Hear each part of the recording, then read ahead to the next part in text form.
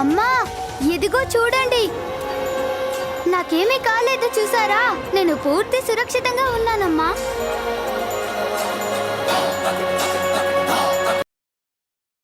మీరు నా గురించి ఆందోళన పడకండి. నాకే ప్రమాదమూ లేదు. నేను మీతో కలిసి ఉండటానికి వచ్చానే గాని వెళ్ళిపోవడానికి కాదు.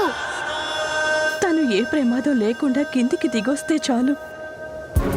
ఆహా తొండం గారు, మీరు నన్ను కింద పడకుండా పట్టుకున్నారు. ఇప్పుడు అమ్మ వచ్చేసింది కనుక నేను తొందరగా నా పని పూర్తి చేసుకురావాలి.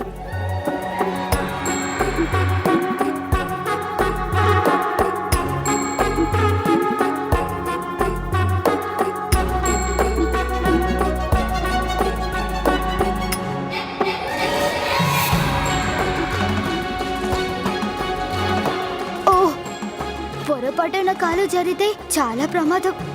ఇక్కడ ఏకాగ్రత దృష్టితో సమతుల్యత చెడకుండా నడవాలి.